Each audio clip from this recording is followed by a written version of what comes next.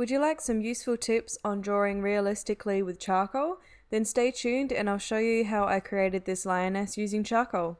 I'm Kirsty Rebecca and I make drawing and painting tutorials that are easy to follow even if you're just starting out.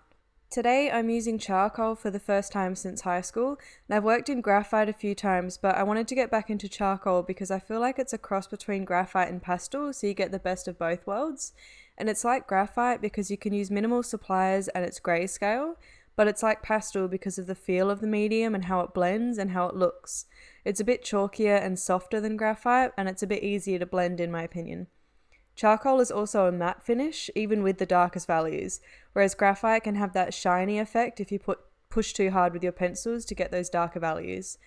You can also get your values in charcoal quite a bit darker than graphite, which will make your drawing pop. And I started with the background first, so that way when I got to the lioness, I could overlap some of that fur detail and the whiskers onto the background. And I wanted a really dark, almost solid black, so I continued to layer and blend it out in between each layer until I got the desired effect. And I'm going to come back to the background in a little bit to make it even darker. Moving on to the lioness, I started by blocking in the darkest values first so that I could map out where everything goes a bit better. For this piece, I believe I used the ampersand pastel matte paper. I'm not 100% sure, but that's the paper I've been using lately for charcoal pieces, so I would recommend it anyway.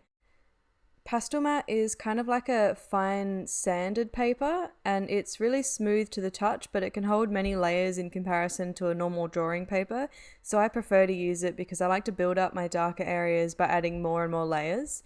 And I also use the pastel matte for coloured pencil and pastels as well, so it's a really versatile paper. If you can get your hands on some and you work in a variety of different mediums, it's very useful. I'm using a variety of different charcoal pencils and sticks that I accumulated from high school, but any brand that you have will work for this. And if you're thinking about purchasing some charcoal pencils for the first time, I recently bought some General's charcoal pencils, which are fantastic, so I'll leave a link to those in the description. And I would also recommend getting a white charcoal pencil for details, or if you want to work on toned paper, it can be really quite handy. If you're working in graphite or charcoal from a reference photo that's in colour, I would highly recommend converting your reference photo into black and white as well, so that way it'll be easier to see if your values are the same. If you aren't working in colour, values are so important to make things look realistic, and by changing your reference photo, you can check to see if your darks are as dark as they need to be and your lights are as light as they need to be, because there's no colour in the way to confuse you.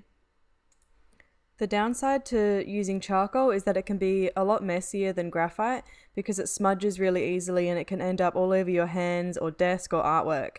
I did 2 pieces in charcoal in high school and I gave up because of how messy it was. But over the last few years, I've been working with pastels, which are just as messy, and I've found some ways to make it a little less messy to work with, and this also applies to charcoal.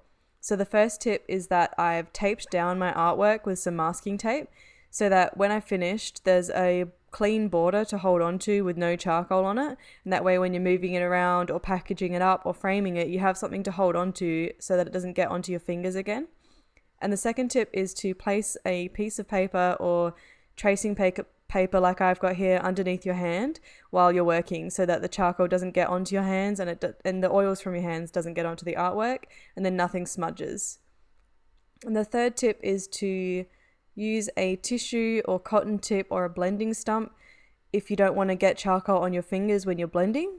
You can see that I used my fingers quite a lot to blend in this piece, but if you don't want to get your fingers dirty, get a tissue and then wrap it around your finger, and then you can just blend in the same way, and the charcoal will be blended using the tissue rather than your actual finger. And this will cover large areas of blending like the background, and if you want to get into the smaller areas, use a blending stump or a cotton tip because they're quite a lot smaller and they'll get into those little tiny areas. To get the whiskers and the fur detail on top of the background, you can see me here. I'm using a Tombow mono eraser. And this is kind of like a mechanical pencil, but instead of the lead inside, it's an eraser. So it's great for fine details. And if you don't have one of these, because I know that they're hard to get a hold of in Australia, you can actually just use your normal eraser and then cut off a section and then use that sharp side or the corner to erase a fine line instead. So this is very much just a layering process to get your darks as dark as they need to be. So I'm going back into the background and adding another layer of charcoal, and I'll also go back into the lioness and add some layers of charcoal there in the darker areas. And then I'm just going through and blending it out with my finger again. And the reason that I blend it out in between each layer is that it makes it look a little bit more smooth. And also when you blend it into the paper, it takes off some of that excess dust that's sitting on the top there and blends it into the paper instead, or removes it from the paper altogether. And that way some of the tooth still shows through, which means that you can add more layers on top of that a little bit easier. Whereas if you didn't blend it out, the dust kind of just sits on top of the surface and it's really hard to add more charcoal on top.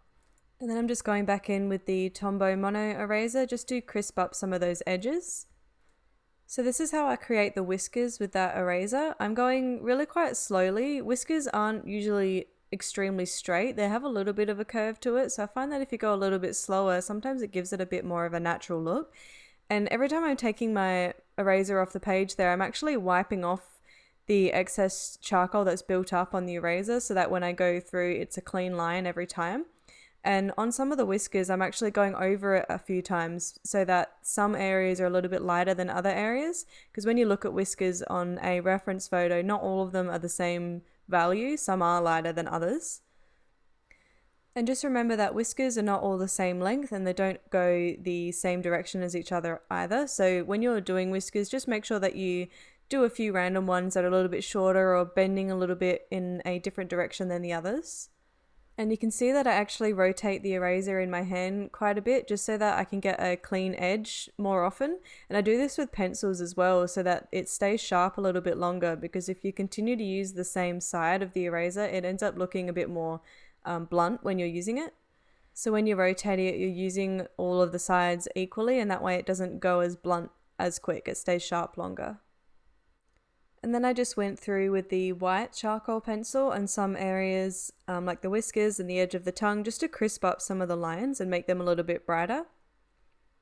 And now that I have my base layers in, I'm just going through and darkening up some of the areas that I need to with the black charcoal, and then going back through with the eraser or the white charcoal depending on what I need in that area. And now I'm starting to get a little bit more detailed in these last few layers so that it looks a little bit more realistic and a little less fuzzy. Erasing the charcoal can create lots of cool effects, especially with fur details, and it can be much more time efficient than to try and draw around all of the lighter areas. You can just block in a base tone and then you can use the eraser like a pencil to get the lighter fur. For this piece, I wanted to create a more loose feel, and from a distance it looks realistic, but when you get a bit closer to the artwork you can see that it's not super detailed and there are some really obvious charcoal marks, and I left it that way on purpose. I've been to many art galleries where I've seen magnificent paintings that look super realistic and detailed, but when you get close, it's just a bunch of brush strokes and there's barely any detail that I thought I could see from further away. I've always just found it really interesting, and it just makes the artwork look a little bit more interesting when you can stop yourself from doing those tiny little details that you can't see unless your nose is pressed to the canvas. If I find myself adding tiny details and then I step back a meter or two away from my artwork, and I can't see the detail I'm adding, then it's probably not necessary for it to be there. It's not necessary for me to waste my time on tiny little details when you can't see it from a normal viewing distance. And I fight with myself nearly every piece that I do just to let some of those artistic strokes come through and stop with all the pinpoint details that you can't really notice when you're a bit further away. It really takes a lot of skill to make an artwork look realistic from a normal viewing distance, and then when you get close, all you can see is just brush strokes or pencil marks. And this is something that I've been trying to do a lot more with my artwork lately, is to try and make it realistic, because that's the style that I love to do. I love realism and photorealism, but I'm not necessarily aiming for that hyper-realism where you can't tell that it's a drawing or an artwork, it just looks like a photo. Whereas photorealism is more that from a distance it looks like a photo, but when you get closer it doesn't necessarily have to be hyper realistic with every little tiny detail showing. And there's nothing wrong with working in that way if that's what you enjoy, but to me I find it so interesting that you can be 1 or 2 meters away from a piece and it looks super realistic, and then you can see those brush strokes and the artistic expression come through when you're a bit closer to the artwork. Going off on a bit of a tangent there, but that was the aim for this piece. I wanted it to look realistic but not super detailed. There's a playlist on the screen with more tutorials and tips that I think you would enjoy, so click on that and I'll see you over there.